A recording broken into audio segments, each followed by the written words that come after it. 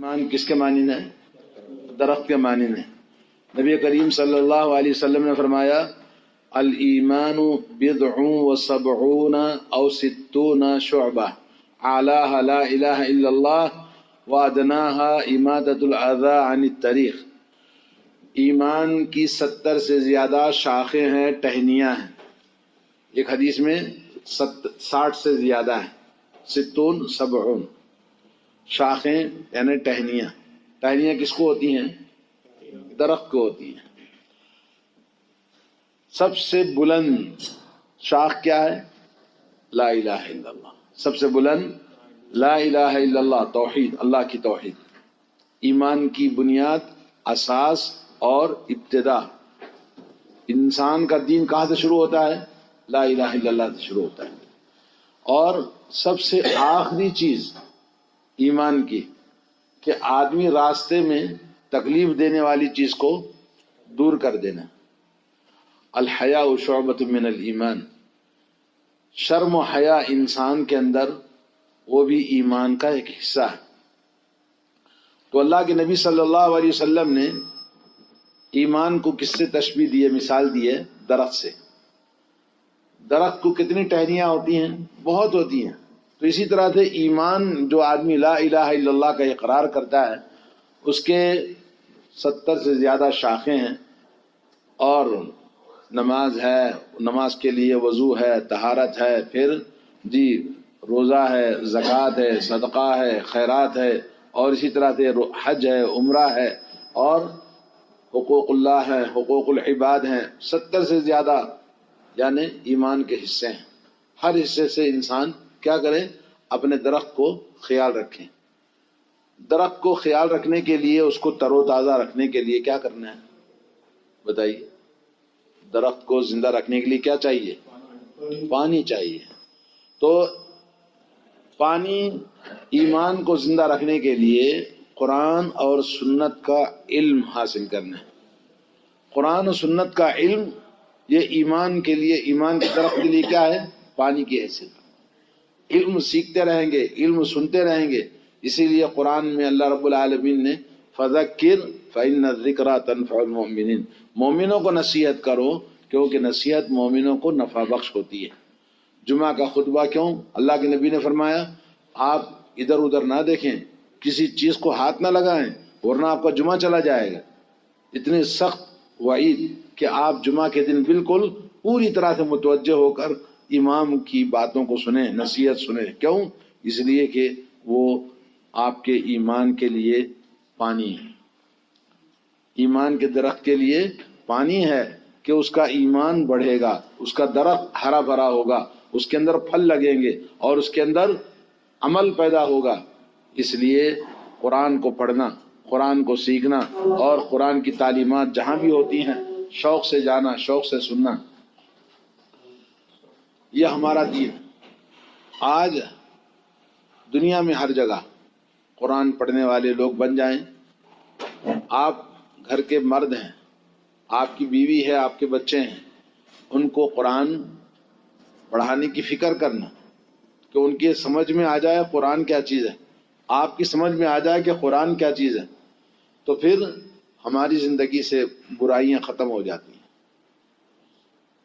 عورتوں کے لیے سورہ نساء، اللہ نے قرآن میں ایک سورہ رکھا ہے سورہ نساء، اور اسی طرح سے سورہ نور، اس میں بھی عورتوں کی بہت ساری باتیں۔ سورہ طلاق، طلاق کے بارے میں اللہ نے ایک سورہ ہی بیان فرمایا۔ سورہ جمعہ، جمعہ کا دن کیا ہے اور اس کی فضیلت کیا ہے، اللہ نے اس کو بیان کیا۔ سورہ حج، ایک حج ہی ارکان اسلام میں سب سے عظیم عبادت کیا ہے؟ حج ہے، تو اللہ نے ایک سورہ ہی اس نام سے قرآن میں بیان فرمایا۔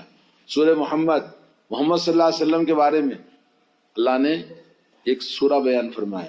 سورہ ابراہیم، ابراہیم علیہ السلام عظیم الشان پیغمبر، توحید کے امام، اتبعوا ملت ابراہیم حنیفہ، قیامت تک آنے والے لوگوں کے لیے اللہ نے فرمایا ابراہیم علیہ السلام کی ملت کی پیروی کرو۔ تو یہ بہت سارے پیغمبروں کے نام سے صورتیں ہیں، بہت سارے ارکان اسلام یہ سب اسلام دین کی شاخیں ہیں. ان کو کیا کرنا ہے؟ سمجھنا ہے، پڑھنا ہے، سیکھنا ہے، سننا ہے. اسی سے جیسے خالی درخت لگانے سے نہیں، درخت کے ارد گرد میں گھاس پھوس اگتی ہے، اس کو نکالنا پڑتا ہے تاکہ درخت کو صحیح غذا ملے، پانی ادھر ادھر نہ جائے، اس لیے اس کو بناتے ہیں چاروں طرف سے کیاری کہ بھئی پانی اسی کو لگے. تو ایمان کو بھی بچانا ضروری ہے، اور ایمان کو تمام چیزوں سے آپ جب پرورش کریں گے تو آپ کے اندر اللہ کی رحمت ہوگی، اللہ کا نور ہوگا، آپ کی زندگی میں برکت ہوگی، آپ کی مصیبتیں دور ہوں گی. انسان برائی کو چھوڑے گا، جھوٹ بولنے سے وہ ڈرے گا، اور غلط کام کرنے سے اپنے آپ کو روکے گا، اور دوسروں کو نصیحت کرے گا، اور اپنے بال بچوں کی صحیح تربیت کرے گا. اگر یہ چیزیں نہیں ہیں، اگر ہمارے اندر ایمان کے درخت کو پانی نہیں ڈالا، ہم نے قرآن نہیں پڑھا اور نبی کی باتیں نہیں سنی، سنتوں کو ڈھونڈا نہیں، سنتوں پہ عمل کیا نہیں، تو پھر ہمارا جو حال اس وقت موجود ہے دنیا میں، بہت سارے مسلمان ہیں مگر دین سے دور ہیں، نماز سے دور ہیں، مسجدوں سے دور ہیں، اچھے کاموں سے دور ہیں، حقوق اللہ وہ جانتے نہیں ہیں، حقوق العباد کو وہ نہیں جانتے ہیں. کوئی بیوی پر ظلم کرتا ہے تو کوئی بچوں پر ظلم کرتا ہے، کوئی پڑوسیوں پر ظلم کرتا ہے، کوئی ماں باپ پر ظلم کرتا ہے، کوئی بھائی بہنوں پر ظلم کرتا ہے. تو یہ سب کیوں؟ اس لیے کہ جہالت، ایمان کے نہ ہونے کی وجہ سے. ایمان کا درخت مر چکا ہے، ایمان کا درخت سوکھ چکا ہے. تو اس لیے یہاں جو ہم ہفتے میں ایک بار اللہ کے دین کی بات سننے کے لیے آتے ہیں تو یہ بہت بڑا کام ہے، اور اس سے ہماری زندگی میں سدھار آئے گا، ہماری زندگی میں ایک بدلاؤ آئے گا، ہماری زندگی میں ہمارا جو ایمان کا درخت ہے وہ تر و تازہ ایک ہفتے کے لیے. کیونکہ جمعہ کا خطبہ ہم سنتے ہیں، یہاں پر سمجھ میں نہیں آتا ہے، عربی میں خطبہ ہوتا ہے. تو الحمدللہ دین کی باتیں سننے کے لیے اللہ نے موقع دیا. آدھا گھنٹہ پونا گھنٹہ جو آپ یہاں بیٹھتے ہیں یہ بہت بڑی بات ہے، بہت مفید چیز ہے. اور یہ ہمارا بیٹھنا عبادت ہے، ہمارا آنا عبادت ہے. اللہ کے نبی صلی اللہ علیہ وسلم فرماتے ہیں من سلک طریقا یلتمس فیہ علما سہل اللہ لہ طریقا الی الجنہ. جو آدمی علم سیکھنے کے لیے اللہ کے دین کا، ایمان کا، آخرت کا درخت، ایمان کے درخت کو پانی ڈالنے کے لیے وہ جا رہا ہے، تو جیسے ہمیں خبز کی ضرورت پڑے تو بقالے کو جانا ہے، دودھ کی ضرورت پڑے تو بقالے کو جانا ہے، کوئی بھی چیز ضرورت پڑے مارکیٹ کو جانا ہے. تو اسی طرح سے ایمان کو کیا کرنا ہے؟ پانی ڈالنے کے لیے جہاں علم کی بات ہوتی ہے، جہاں پانی ملتا ہے وہاں جانا ہے. تو اس سے کیا ہوگا؟ ہمارے ایمان میں جو ہم چل کے آتے ہیں، اللہ کے نبی نے خوشخبری سنائی کہ تمہارا چلنا جنت کے راستے کی طرف ہے. چلنا کیا ہے؟ جنت کے راستے کی طرف ہے. اگر راستے میں اگر موت ہوگی تو وہ سیدھا جنت پہ جائے. اور جو علم سیکھنے کے لیے کس کا؟ ایمان کا، قرآن و سنت کا. اللہ کے نبی نے فرمایا اس کے لیے فرشتے پر بچھاتے ہیں، سبحان اللہ جی. اس کے لیے مخلوق دوسری دعا کرتی ہے مغفرت کی، کہتے ہیں اللہ اس کی مغفرت کر دے. کون دعا کرتا ہے؟ چونٹیاں، کیڑے مکوڑے، جہاں سے وہ گزرتا ہے. بولے یہ دین سیکھنے کے لیے جا رہا ہے، بولے اللہ اس کی مغفرت کر دے جی. تو اس طرح سے یہ معمولی چیز نہیں ہے، بہت بڑی بات ہے. اللہ تعالیٰ توفیق دے مسلمانوں کو. دیکھیں سعودی عرب میں آئے ہم کام کرنے کے لیے، لیکن مسلمان اپنے دین سے کبھی بھی ایک وقت کی نماز کے لیے بھی الگ نہیں ہو سکتا ہے، ایک وقت کے لیے بھی ایمان سے وہ الگ نہیں ہو سکتا ہے. تو ہمیشہ ایمان سے جڑے رہنا ضروری ہے.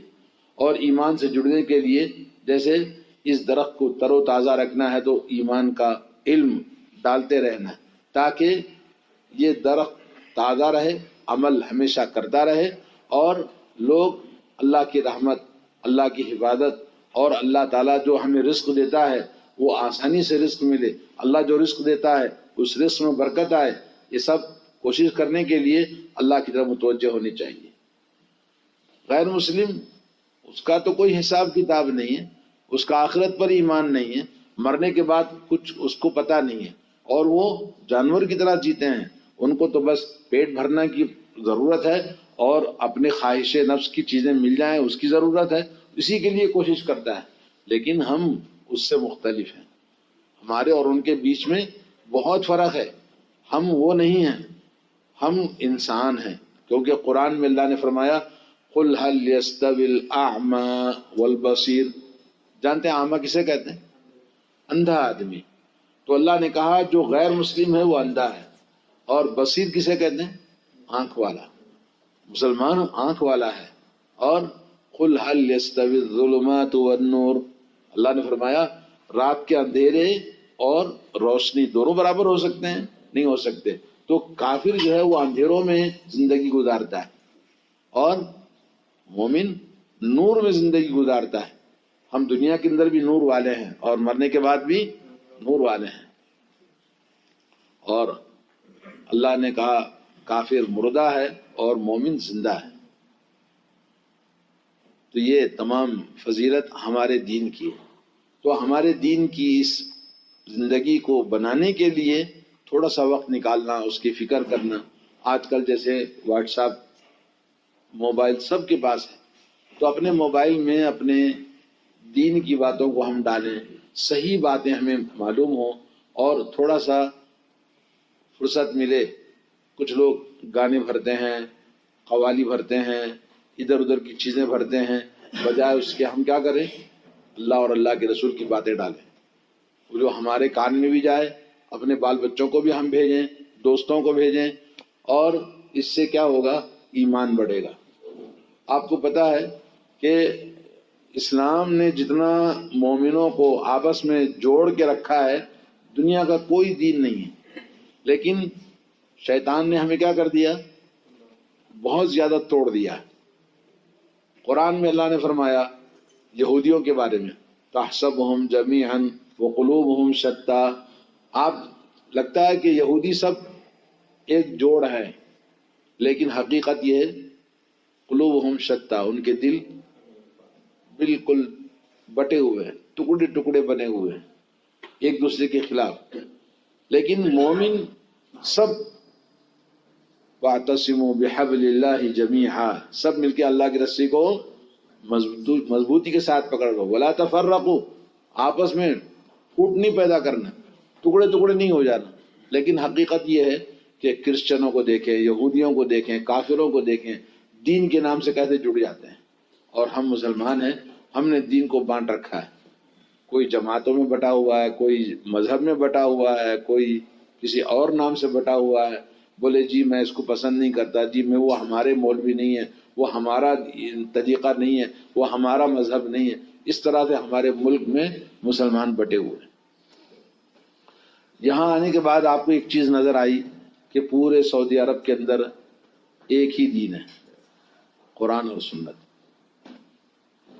ہم کورٹ میں جاتے ہیں، کورٹ میں جب کوئی فیصلہ ہوتا ہے تو قاضی آخری میں کیا کہتا ہے؟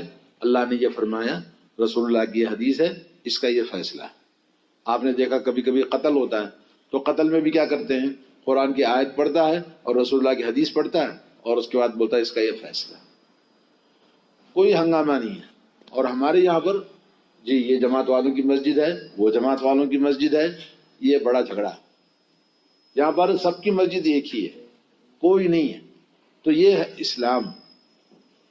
4 باتیں آپ کو بتاتا ہوں. پہلی بات توحید، لا الہ الا اللہ. لا الہ الا اللہ، اس کو جو بھی مانتا ہے سب ایک ہیں، سب ایک ہیں. توحید سب کی ایک ہے.